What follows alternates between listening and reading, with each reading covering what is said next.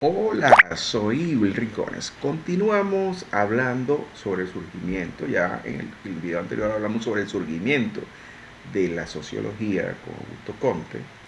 Y ahora vamos a hablar de el resto de las teorías sociológicas clásicas.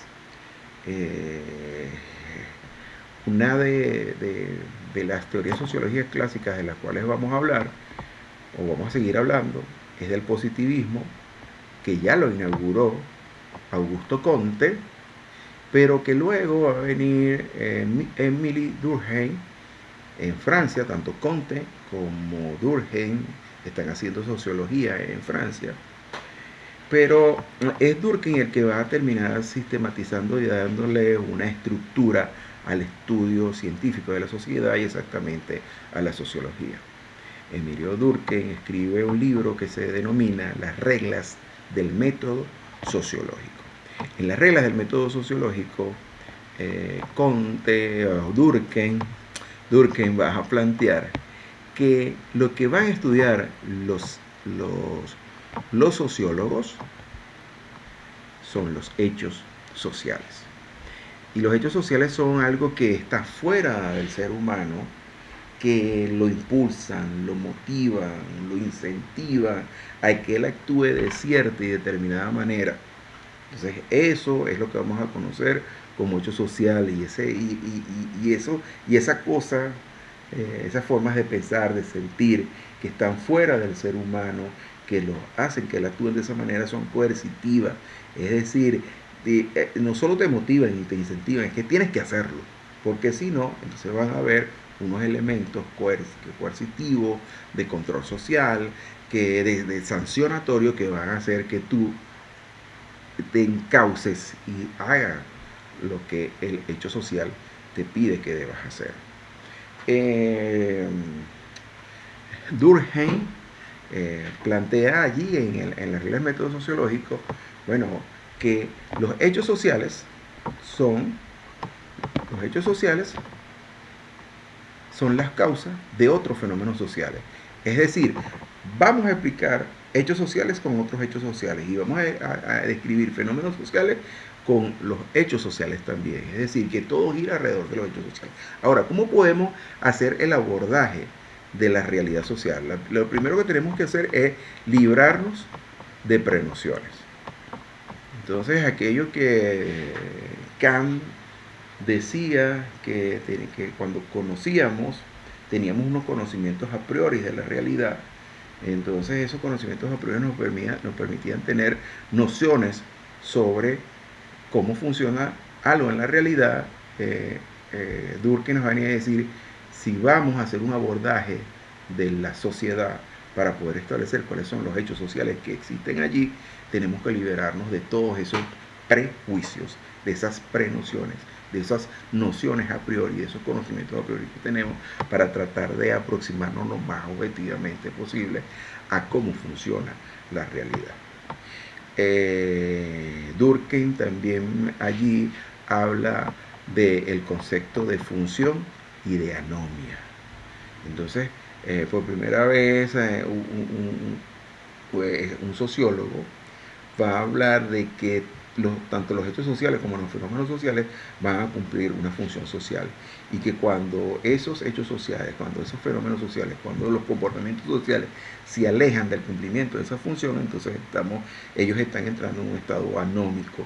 Entonces es lo que vamos a conocer como anomia social. Pero, ¿cómo vamos a establecer esos hechos sociales? ¿Cómo vamos a establecer esos comportamientos, esos patrones de comportamiento social? A través de considerar esos fenómenos sociales, esas prácticas sociales, como datos, como datos. Es decir, volvemos otra vez al planteamiento de Comte. Entonces, Comte, que planteaba que para poder comprender la realidad social había que tratarla como una cosa, como un dato, y luego de eso hacerle un tratamiento o un procedimiento matemático y estadístico para generalizar. Comte va a decir, sí, para poder establecer patrones de comportamiento social, nosotros tenemos que convertir las prácticas sociales en datos. Y esos datos los vamos a procesar matemáticamente, estadísticamente, y producto de la generalización de esos procedimientos estadísticos, entonces ahí es donde vamos a conseguir cuáles son los comportamientos sociales. Entonces vean que tanto el planteamiento de Durkheim como de Comte son positivistas porque es tratar el dato o tratar los fenómenos sociales como un dato, de donde viene el concepto positivista, utilizar el método científico, utilizar las técnicas matemáticas, estadísticas para poder ubicar esas leyes invariables de la sociedad, esos patrones de comportamiento social.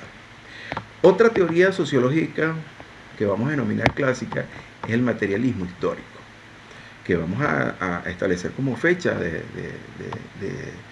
exposición del materialismo histórico en 1867, cuando Carlos Marx publica su libro El Capital. Carlos Marx, junto a Federico Engels, son los que terminan desarrollando lo que conocemos como el materialismo histórico, su apodo académico, el marxismo. Pero su nombre real es el materialismo histórico, también hay quienes lo denominan materialismo dialéctico. Pero entonces Marx, ¿qué viene a decirnos Marx? Marx viene a tratar de explicar esa sociedad en la cual él vive, que es la sociedad capitalista. Mientras Comte trata de explicar lo que está sucediendo, todo ese proceso de cambio que está sucediendo con la revolución industrial, con la revolución francesa, con la revolución inglesa, ese proceso de cambio convulsionado que se está dando en Europa, Marx viene a explicar lo que ya se creó, la sociedad capitalista. Entonces, en una fase temprana del capitalismo. Entonces, para Marx, su estudio va a comprender un proceso dialéctico. Para Marx, la historia de la humanidad es un proceso dialéctico, proceso continuo histórico, pero ese continuo histórico también es dialéctico, es cambiante. Y Marx va a decir, cada fase en la que vive la humanidad contiene dentro de ella los gérmenes para que se instaure una nueva fase. Y ese es parte de ese proceso dialéctico, ¿no? De ese proceso de cambio. Dentro de cada fase se van a ir creando los elementos que van a dar paso a la nueva fase y así sucesivamente. Es un proceso, entonces, es un proceso continuo, es un devenir continuo de cambiante, de cambio, proceso dialéctico. De allí, entonces, de allí es donde viene ese concepto de materialismo histórico, ¿no? O la parte histórica del materialismo histórico. Porque en la parte materialista de concebir a la realidad desde el punto de vista pragmático, viene de que Marx plantea que los seres humanos, en su condición social, lo que ejecutan o lo que hacen es establecer relaciones sociales para poder satisfacer sus necesidades. Y esas relaciones sociales son relaciones sociales de producción. Cuando Marx segmenta o agrupa o clasifica estas relaciones sociales de producción, él se fija que hay unas características bien específicas de estas relaciones sociales y él las va a llamar entonces a esa clasificación modo de producción. Y va a decir, bueno, hay un modo de producción en los Burundis, se va a plantear que hay un modo de producción esclavista, un modo de producción comunitario, un modo de producción esclavista, un modo de producción feudal, y ahora él está viviendo el modo de producción capitalista. Y él plantea, dentro de esos modos de producción, hay una constante, hay algo que es una constante, que es las personas o los seres humanos se agrupan según sus intereses en algo que él denominó clase social. Y siempre va a haber una clase social que va a ser dueña de los medios de producción y otra que no es dueña de los medios de producción. Y él plantea que en el modo de producción capitalista los dueños de los medios de producción son los burgueses, mientras que hay otra clase que no es dueña de los medios de producción, pero es la que produce, es la que trabaja, que es la fuerza de trabajo, que es el proletariado, y esas dos clases van a tener siempre intereses distintos y entre ellos, producto de esa diferencia de intereses, se va a dar una lucha de clases. Y Marx plantea tanto el desarrollo de las fuerzas de producción permiten un cambio de modo de producción a otro, pero también la lucha de clases es un motor de la historia. Entonces, tanto una cosa como la otra son unos procesos dialécticos. Entonces, veamos entonces ahora que hasta ahora tenemos proceso dialéctico, relaciones sociales, modo de producción, clases sociales, lucha de clases. Ahora, pero ¿cómo explica Marx ese modo de producción? ¿Cómo funciona esa sociedad capitalista? Marx utiliza esta formulita, esta aquí, que es dinero 1, mercancía, dinero 2, para explicar cómo funciona la sociedad capitalista. Entonces él dice, bueno, la sociedad capitalista necesita de dinero 1. Porque con dinero 1, el industrial, el burgués, va a tener para comprar la materia prima, para alquilar o comprar el local donde va a colocar la máquina que también compró con dinero 1,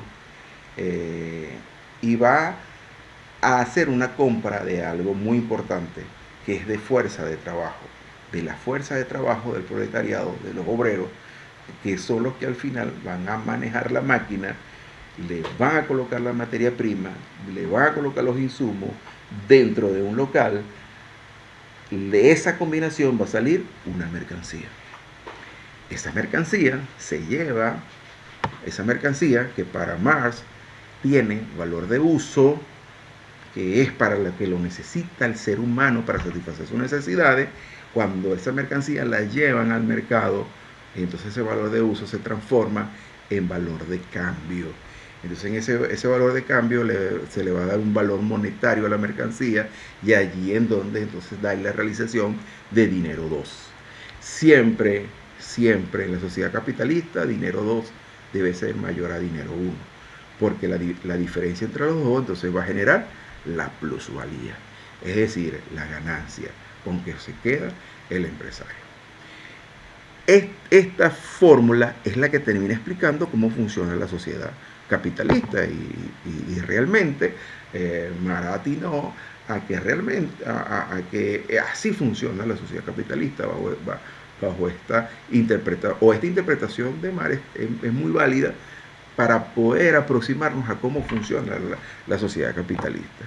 Tanto así que esta teoría social, esta teoría sociológica,